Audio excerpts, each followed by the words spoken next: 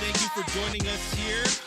We are the California Golden Bearcast with a live podcast here from Memorial Glade. This is our second one of the season. So thank you for joining us. Cannot believe they're asking us back. Yeah, this is... Do I need to talk louder, or do they need to put up the speakers louder? They want you to turn up the volume. Okay, let's... okay, I can hear They myself. want us to That's turn good. it up. All right.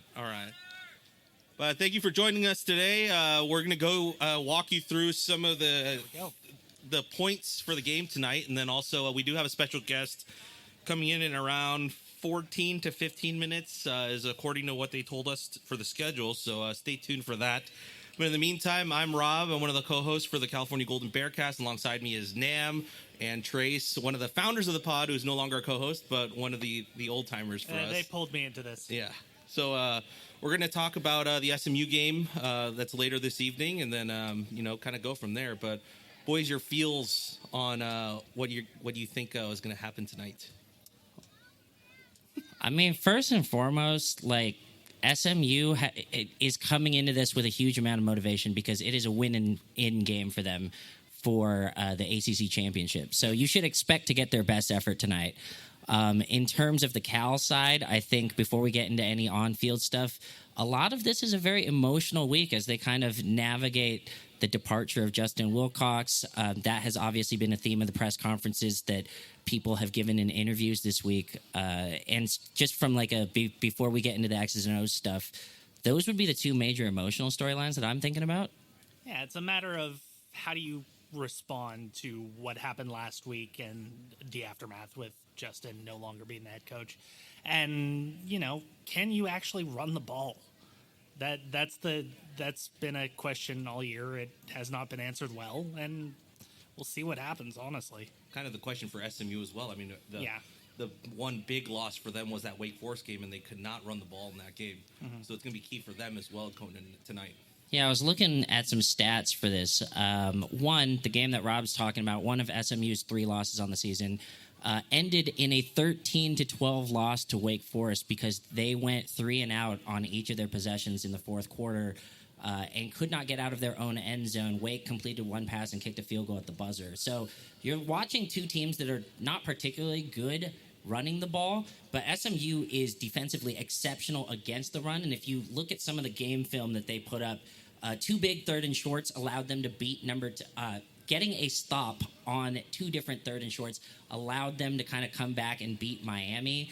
This is a team that has done an outstanding job against the run this year, allowing only 2.9 YPP to FBS teams. That's number 10 in the country, and only 3 touchdowns on the ground. So tough sledding this week for Kendrick Raphael, most likely. And that's complemented by the fact that multiple Cal tight ends are either out or questionable on the injury report. We're not entirely sure who's going to be lining up at the tight end position. John Tofey. This is your moment, John Tofey. Yes, San Francisco's finest. We're moving him from linebacker to tight end just for this game? Is that what we're doing? I think the reports have said that he is taking some snaps at tight end. And he has a tight end number, too. So, yeah, that doesn't matter anymore. I mean, Cade took practice snaps at running back, so why not flip it to the other side? This is our moment to get Cade some offensive snaps. That's what this week should be about, Empty the bag, empty the clip, do whatever you can in order to, win one for your coach who is now departed. So if that's, from what I've heard, the attitude in practice has been very loose under Rolovich. And, it's that time to try anything, as it were. Yeah, you really don't have anything to lose at this rate. I think everything to gain, You're going right? to a bowl already. Yeah. It's a matter of what bowl you're going to, and that's going to be the big one. If you win here, you maybe go up in the rankings a little bit of the Pac-12 bowl ties, maybe get to a better location. Such a weird thing still. 7 teams, I believe, in the Pac-12 that are currently eligible for... The former Pac-12, rest in peace. Well, no, technically they're still live with Oregon State and Washington State. Sorry. It's no not, disrespect the zombie to the Pac-12 is not the real Pac-12. Let's be honest with ourselves. You're not my real dad, Pac-12 vibes. Larry Scott is nowhere near this. All right, No, go ahead. I loved what you said, though, about the empty the clip thing, because I think... One, when we were here talking about that before Duke, that was kind of an attitude that we wanted the team to kind of play with. Mm-hmm. But 2, when they actually put those things into action against Louisville, coming out with an extremely aggressive package of gadgets, taking advantage of the fact that there are 3 former quarterbacks starting on offense. I guess Mason Minnie is out this week. So 2 quarterback/former quarterbacks playing aggressively in that way worked to catch Louisville off guard. Did not work quite as well. I know a lot of people have opinions on how aggressively Cal game called in the big game, but carrying on that attitude, I think, costs us nothing this week, and that would be really important to kind of continue. So, I mean, we did talk about SMU's run game, but Nam, talk me through and kind of profile their pass game. Yeah, I think a lot of people might not have a strong feel for SMU if you were hung up with holiday festivities last year and maybe missed a lot of that. But they return a lot of the same personnel out front and at quarterback. So in Kevin Jennings, you'll see a guy whose stats are largely identical to last year, but they're leaning on him more. And you're going to get somebody who is a legit threat from sideline to sideline. He's not actively running the ball a lot, but he is an athlete back there extending plays. Really impressed me with kind of the variety of throws that he is able to kind of unleash when I was watching some film this morning. Straight ropes down the seam, touch throws, multi-angle stuff. He's going to throw the ball a lot. SMU wants to kind of get down the field quickly and then kind of activate tempo. They actually profile very similarly to Duke, both in terms of the yards per play average, but also just their approach of spreading the ball around and letting their athletes get into space. SMU wide receivers are averaging 7 yards after the catch on average. So that's up and down their roster, including their top 3 guys. Jordan Hudson, not the North Carolina person. Yamir Knight. They will have a bunch of guys who are veterans, who they love spreading the ball around to, and they will throw the ball to the back in the checkdown game. Their combined backs, their output from all 3 backs is their number 2 wide receiver. So just prepare to see that a lot. One thing that is a minus this year for them is their running backs room is not quite as talented as it was last year. Yeah, I mean, we talked about their running back room being rebuilt a little bit. L.J. Johnson, who is currently at Cal, was one of their backups, came in. Brashard Smith graduated. T.J. Harden transferred in from UCLA. So they have a fairly newly built running back room, much like we did going into this season. Yeah. I think just the key on this side, one, you have 2 trustable cornerbacks, but the depth after that, right, has been kind of tested with injury. Isaiah Crosby went down already. Aiden Manitai has been in and out. I think he's a full go this week. But because of how many people they like to involve in the pass game, that's a huge stressor for the Cal depth. And watching how that unfolds throughout the game will be really important because they're so reliant on running the ball after the catch. And I think one of the bigger takeaways from last year's game, be it as much of a throwaway game as I felt it was, is that Kevin Jennings, when he is on, he is on. He was absolutely on fire in that game last year. He made every single throw at every single level, moved around as well as you can. So it's a matter of, having your force responsibilities from the outside linebacker position when at times they've been a bit lax there, securing tackles, every fundamental thing that you need to have during the week against a very well put together football team. So I guess the next question I'll ask you guys off of that is, how do you feel, and we'll go in two separate parts. How do you feel like the Cal defense is going to game plan itself against Kevin Jennings in the pass game? Or who would you see being a key focal point in being able to stop that pass game? I mean, it's a matter of you trust in your guys on the outside, and Paco Austin and Masses. Who plays well on the inside? Is Cam Sidney 100%? Are your safeties up to snuff? Polidor, I feel he's been good in the run support, but the pass game, guys are young. You're seeing that back there. We've seen guys get beat over the top a handful of times this year. So it's a matter of, hey, can these guys step up? Wagoner, he's flashed at times, but I want to see more from him. Just in that nickel type of group is where I want to see improvement. And I mean, we're at game 12, so how much can you improve? Just come out and play, right? It's a lot less about improvement because of there's not that much left ahead, but you definitely want to see those guys show up if Cal's going to have a chance, at least on the defensive side. So is there anyone that you're keying in on, I think, to kind of stop their pass game in Kevin Jennings? I think everybody who was mentioned, because I'm putting a lot more focus at this point in what we have in the secondary, because there are no pass rush reinforcements left, right? Like, it'll either be TJ Bush comes up, makes a play, or not, but you kind of already know what you have in the front seven. What is much more key this week, I think, is how those guys play in space.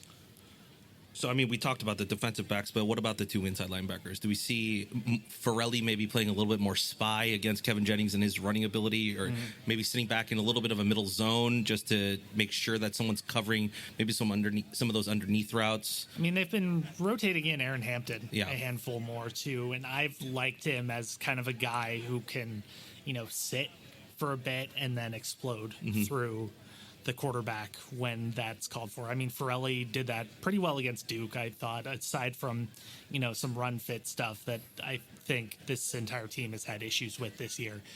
But we'll see, is the bigger thing of this. All right, well, we talked about their pass game. Let's talk about their run game and how we kind of match up against them. Nam, you kind of talked about how we already have our guys, we already kind of know what's in our front seven, but where do you see us trying to limit their pretty efficient run game? I think the biggest thing is just making sure that you tackle. Like, the difference between guys getting into the spots and not is because we're simply not that deep and lack, like, I think, playmakers sometimes out, like, in the front seven. And it is totally okay to give up 2 to 3 yards per play as long as it's very, very consistent, right? So missing tackles has been a big key in games that Cal has lost this year, and that is a effort from everybody, just knowing that you're in the right place, and also has been a function of how much personnel we've had to turn over. All right, let's flip to the other side of the ball. Let's talk about the Cal offense and how they match up against this SMU defense. We did talk about SMU's pretty stout run defense, but do you see us maybe trying to get maybe a little bit more outside, maybe running some stretch plays, a little more, some pitch, and maybe some swing passes just to get guys out in space? Yeah, you got to do that to give yourself a chance. Teams are throwing the ball a lot more on SMU, one, because they're very strong inside, but two, SMU has done a really good job of forcing turnovers this year. They actually do have a signature turnover thing. They have a board that says club turnover. They are, I think, something like plus 15 from this year. And making sure that you hold on to the ball is going to be pretty important, as our special guest joins us right now. Special guest, Chancellor Rich Lyons, everybody. A round of applause, please, for Chancellor. Thank you. How you doing this? Yeah, I'm doing really well. Happy to be here.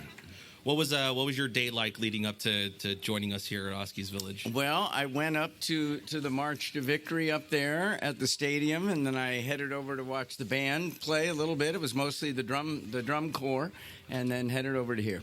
Yep. Do you have a set schedule on game days? Like, is it kind of on a whim, like, oh, I kind of want to go see that, or kind of want to go see these people, or is it kind of set for every single home game you got here? There's almost always a part of it that's set. There are a few things I have to knock off, and Sure. Obviously getting up to the Chancellor's box nice and early. But getting out here early in the day and spending time with friends, I've got old undergrad friends that I love to share a beer with when I get here early. So I try to get here early. Well, I guess the follow-up to that is, I mean, you're looking out into Oski's Village, the first season of this venture, I suppose is the right word. How have you seen this evolve throughout the year? Where do you see this going into next season and beyond, and being a part of the Cal game day culture?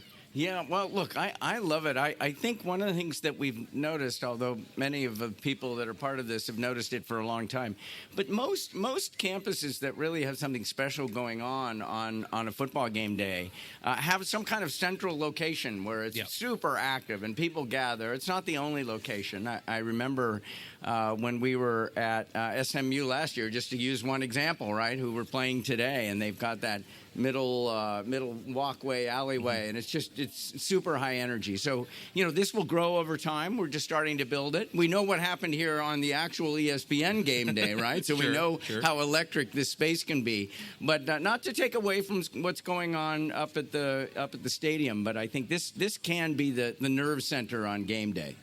I mean, you did mention College Game Day, and so I mean, talk to us about what your experience was and what your view and point of view was when I believe you were somewhere in the vicinity up here. Absolutely. And seeing the masses, and for before 6 a.m. students already crowding the gates, wanting to get in, and what that kind of shows and about the Cal football program to this community out here. Well, I think it shows just how much headroom, how much potential we have in this long, long, long tradition, right? I mean, I was out here a little before 4 a.m., I believe, and the place was packed. It was rocking. You definitely were out here at 4 a.m. because my friend and I came in, and you were the first person we saw, and we took a picture with you because we felt like that was destiny. Like, quite frankly, I was watching, up there from the East Asian Library, and my friend and I walked out, and we saw you. And you were the first person that day. So you were definitely on the scene at 4:30 in the morning. And I was not alone. You can attest to that as well. I mean, it was just cooking out here. So we picked somebody up, a friend of ours, on Scenic, which is like 3 blocks over that way. And it was rocking on Scenic. And it was like 3:30 in the morning when we went and got her. So it was really moving. And then, of course, those of you that were here participated in it. So it's, that we're not going to be able to hit that fever pitch at every game, obviously. But we know that we can bring people out, and that's kind of what we're aiming at, right? It's a great tradition. There are higher levels. We need to achieve them, and we know it's achievable. We kind of have questions that are all over the board, but one of the things I was really curious about is, has anything about your new duties as a chancellor surprised you so far? And in the past year or so, what's kind of been the thing that you've been most proud of in your role? And that's obviously rebuilding this football stuff, but in general as the chancellor of the university. Yeah, well, I mean, it's a giant question. I think, the stuff there's so many things we can be proud of, the Nobel Prizes, all that sort of thing. But I think if the thing that I'm most proud of, having been an undergrad here, is just how distinctive this place is. It's unique. It's one of a kind. There is no private institution that educates at anything close to our scale, and there's no public institution. You guys were supposed to cheer for that. There's no public institution that researches at anything close to our quality level. So this is an N of one, as they like to say these days in tech circles. But so I think that's the part of it. How do we leverage that distinctiveness even more? Berkeley's one of society's most valuable assets. To what use shall we put it together over the next 10 years? That's what's at stake. It's really that valuable. And so that distinctiveness, we can continue to tap into it and leverage it. And then what surprises me? At the end of the day, this place just means a great deal to so many of us. I'll just tell a quick story. Some of you have heard me tell this story before, but we moved into University House a little over a year ago, which is just down the street here. And I was last October-ish. It was a cool evening. I was with a donor at dinner at Faculty Club. It was dark out, chilly evening, and I'm walking back by myself, the long commute from the Faculty Club to University House. Anyway, so I walk across the bridge there, Faculty Glade, and I come across the bridge, and the Campanile's lit up, and I'm by myself, and I'm the new chancellor, and it is so beautiful. It is so beautiful. And I'm looking at it and I'm thinking, my gosh, it's like I'd never noticed it before. And then I keep walking and I turn the corner right over here, Memorial Glade, and Doe Library is lit up and the Collins are lit up. And I got overwhelmed. By how important this place is. And the fact that I'm the chancellor and generations of people built this place and they were around long before I was ever born. So those feelings of connectedness to the place, I guess that surprised me. It also brought me a great sense of awe. That's really beautiful. And I think one of the things that has gotten people more engaged is recognizing that now both arms of the university, from the academic side and the athletic side, are now being led by people who, well, I mean, for lack of a better term, came from it, right? And understand what makes this institution tick, and also are committed to kind of extracting and building on the greatness that this place has. Well, thank you go for ahead. saying that. I'd like to think that's absolutely true. You know, Berkeley's excellence is so comprehensive. You know, Berkeley regularly is ranked number 1 in the whole country for the number of departments in the top 10. I mean, it's not like we're... So just to put that in perspective, there's 6,000 colleges and universities in this country. So when people say colleges and universities aren't doing enough for America, there's 6,000 of them. The top 1% is 60 of them. I mean, people throw them under the same hat, and it's sort of like, wow. And then you start thinking about a Berkeley that has that level of excellence, and, you know, that is the aspiration of this place, and that's the standard in so many ways. That's what we're aiming at. You go with number 4. All right. Following up on that, because I'm just curious how, you know, like how you arrive in this spot. I looked you up on Wikipedia, and your role before this was Chief Innovation and Entrepreneurship Officer, and your background is mostly in business. And so how did you kind of get to the spot of being chancellor? Like, how does those conversations work? You know, did you just apply on LinkedIn? Well, so, you know, I guess as most people out there know, or you mentioned already, I was an undergrad here. You know, I think I'm going back kind of far, but neither of my parents had a 4-year degree. You know, I got to Berkeley. I love this phrase because I think as educators, we're at our best when we understand this phrase. And the phrase is, you can't be what you can't see. And part of what Berkeley does is it helps you see futures in yourself there's no way you could see at 18, 19, or 20. And I don't know if I knew anybody who had a PhD when I got to Berkeley. I mean, it's like, that wasn't where I was tracking. I come from a business family. I wanted to go into business. I was a business major.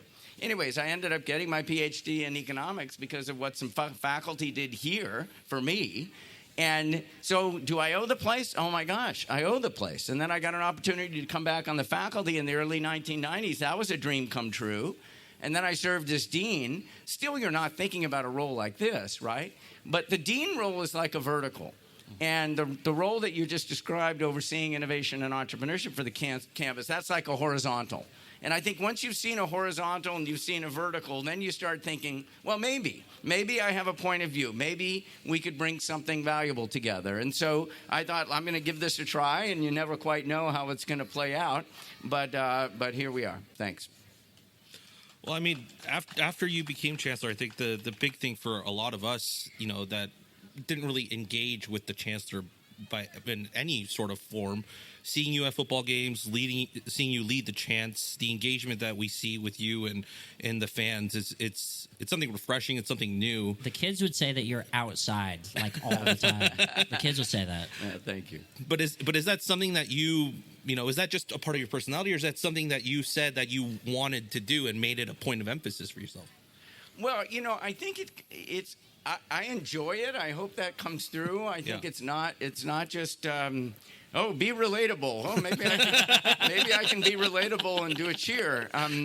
It's kind of if it feels right, and this feels right, you know. I mean, I for those of you that have never led a cheer, which I presume is almost all of you, in front of the whole student section, but it's like rabid. The energy level is off the charts. I mean, if you're not fired up standing in front of that student section, you don't have a pulse. So that's thrilling. It's really thrilling. And you know, even the high fives and everything. I realize it's not me; it's the job. But it's still fun to go through it. And it's a little bit. Yeah. I find great energy in it. So I'm gonna keep doing it. Yeah. I mean, we saw you at the big game last week, and you're taking pictures with the students, handing out stickers. By the way, how many of those stickers have you given out? Do you think? Oh my gosh! Well, if anybody needs any, I've got a pocket full of them, and I and many different ones, right? I was actually rereading some of the ones that some people gave me last week that I still haven't seen, and the play on Karl Marx, and it's just so many of these stickers. I love the creativity, so I give out a lot of them.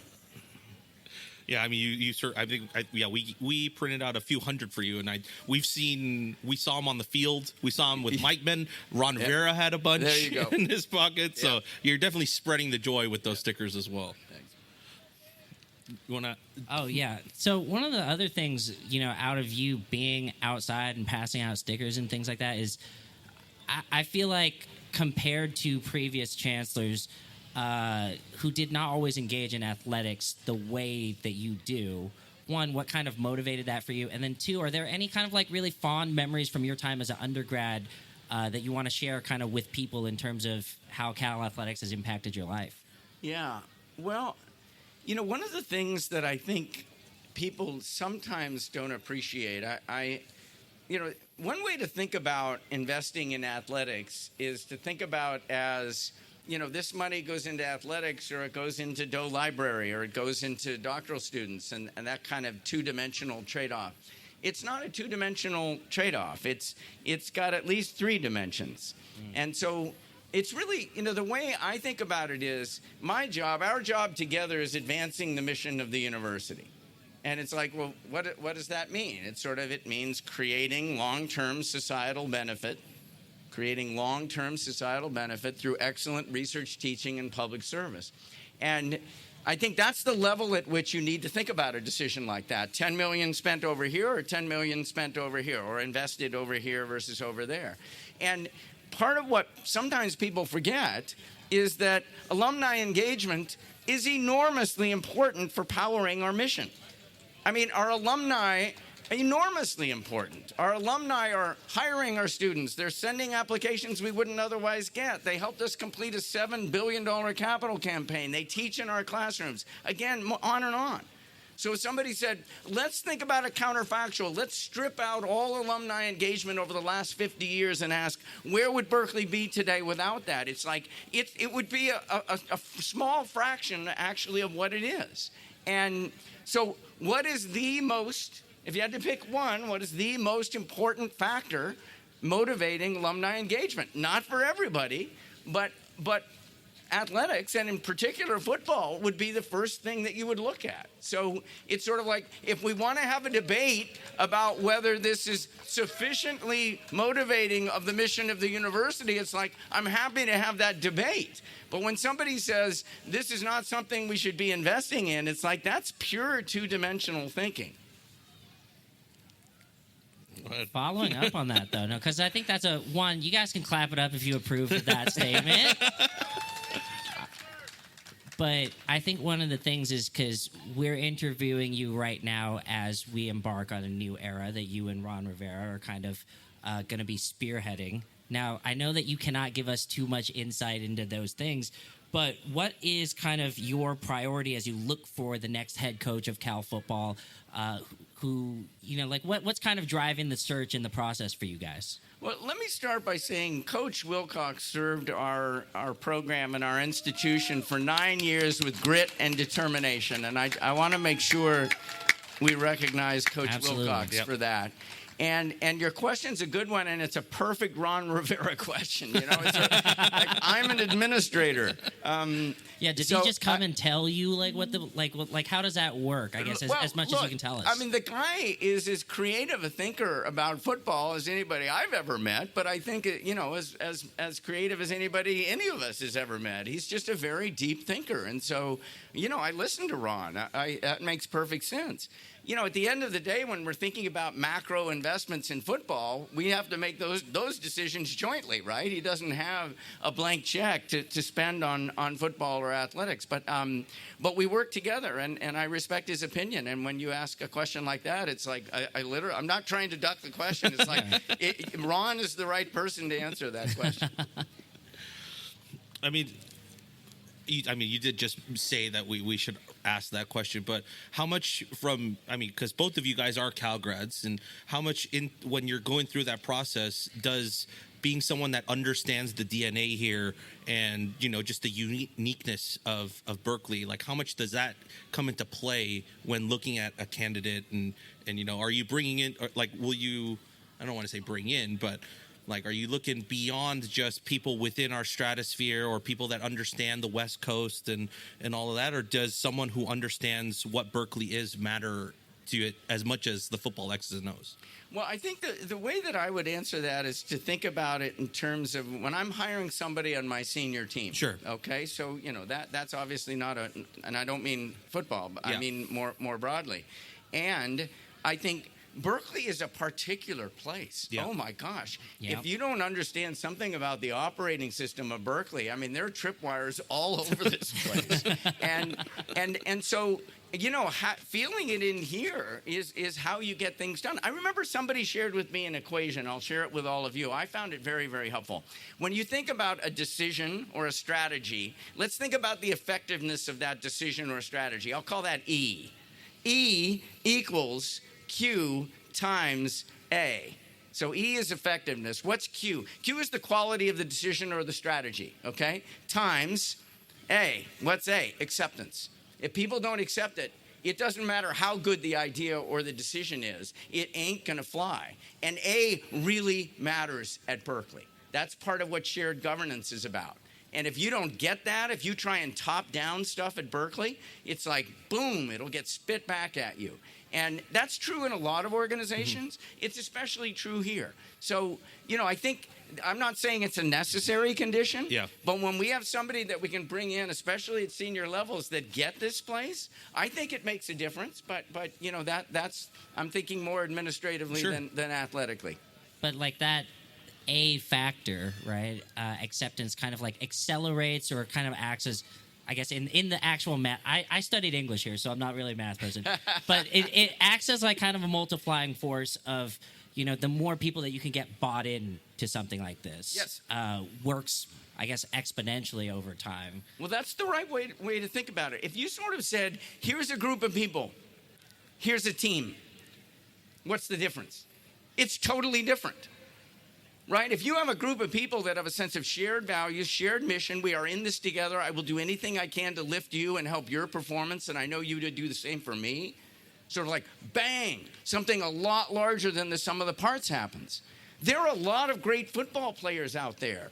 There are a lot of great football teams out there with 80 or 90 or 100 great football players on them. But they aren't great teams. Creating a team is about A. Creating a team is about, look, I would do anything for you, and I know you would do anything for me. And, that's a special quality if you can get a group of human beings behaving that way. And great coaches are really good at that. And I think, that's what we're shooting at. Now, you could say, it's like, can you break that down for me? Exactly what does that look like? It's like, it's the same point, where does A come from when we're trying to change something important at Berkeley? It's like, it's not that simple. But it's sort of like, but it matters. And if you know it matters, you can bring intention to it. I mean, as you look to build the future, I think one of the big things that has resonated with me over at least the last year is what Buster Posey said when he was first announced as the president of operations for the Giants. And he said, we're in the memory-making business. Yes. How much does that, play into your thought process of building out this program because it is about the alumni and the fans here, but it's for the community, the Bay Area, and trying to draw in those crowds and help them, maybe be interested in applying to the university, becoming fans of said, teams here. Like how much does that factor into just the growth aspect of football or any of the other teams on campus? Well, I think it matters quite a lot. We're getting pretty close to what some people in business call, what is the identity of the place? What's the brand, if you don't mind why are people so drawn to this thing, right? What's the power of it? And Cal has a lot of that. It has a lot of that in its history, obviously. But there are larger levels. Like, one of the things that irks me to no end is I'll be on the East Coast and somebody doesn't know that Cal and UC Berkeley are the same institution. That drives me crazy. And we gotta fix that. Okay, so that's one example. And we could all have different ideas about how we fix it, but it's sort of like that's not okay. But just continuing, I mean, people were saying, the brilliance of Berkeley. I just said 6,000 universities. Yeah. We're like number one at having top 10 departments. Like, 60 would be top 1%.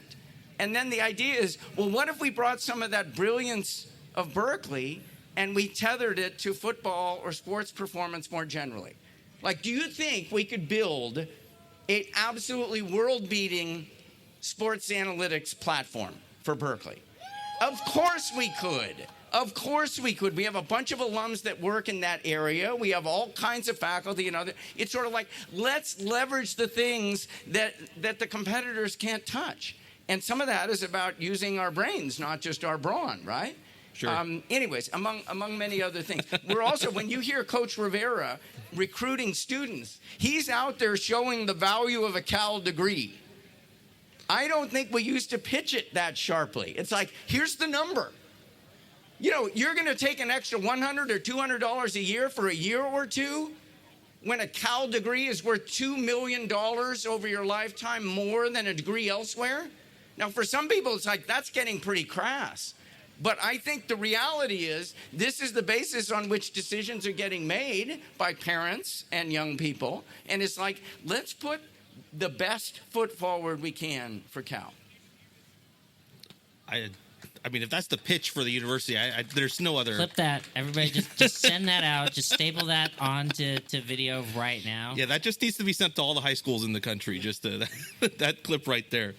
Now, I think this got lost a little bit in the shuffle, but among the questions that we asked, like, as an undergrad, how did you kind of participate in the Cal athletic culture? Did anything stand out to you? Were you a young hooligan rushing the field after games? You know? Yeah. Do you have a favorite Cal football memory? Yeah. Well, or basketball or whatever sport. Well, so I got introduced to Cal. I think I pledged to come to Cal because my older brother, 7 years older than I am, came to Cal, and I got to come to Cal games when I was 12 or 13. He happened to be in a fraternity, so I was 12 or 13 wandering around a fraternity that was serving gin fizzes. And anyways, I have a lot of lovely experiences at that age. And then when I came to Cal, so I know everybody says this, but I finished in December of 1982. So I wrote my last final about 2 weeks after that game, right? The play. And how could I compare anything to it? I mean, we're dumbfounded. It's like, will the play stand? I mean, you didn't know that was actually going to stand once he crossed the goal line. But there was nothing quite like that. That was as exhilarating as any sports event could ever be, I think. I mean, yeah, if you're a part of the play, you know, having the two guys leading the football program, I was just about to say that. Yeah, both there, you know, is, you know, there's some nice little tidbits there. But I mean, look, Chancellor Lyons, I know you have a very, very busy rest of the day, you know, to meet people, shake hands. I do have one more question. Oh yeah, please go for it. Chancellor Lyons, this is just very important because we just celebrated the holiday. What needs to be on your Thanksgiving table? Ooh. Oh, well, I don't know that there's something so special, but I'm going to talk about what's around the table. I'm going to duck your question. Expertly handled. Both of my kids were there, and my youngest just finished college and has just started her job, and I'm so proud of them. But anyways, Thanksgiving is a way to think about how blessed we all are. And my gosh, I mean, just imagine yourself having had, if you can, the experience that I had as an undergrad and coming back here and then playing this role. I am very thankful, and there is just no role in the world that would be more meaningful to me right now than this. Yeah. I think everybody really, really feels that. Thank you so much for spending your time with us, Chancellor Lyons. Yeah. Well, everyone, that wraps it up for us here on the California Golden Bearcast. You can find us on all podcast services if you want to re-listen to this conversation we just had with Chancellor Lyons. And as always, folks, go Bears. Go Bears. Go Woo! Bears. Thank you, Chancellor.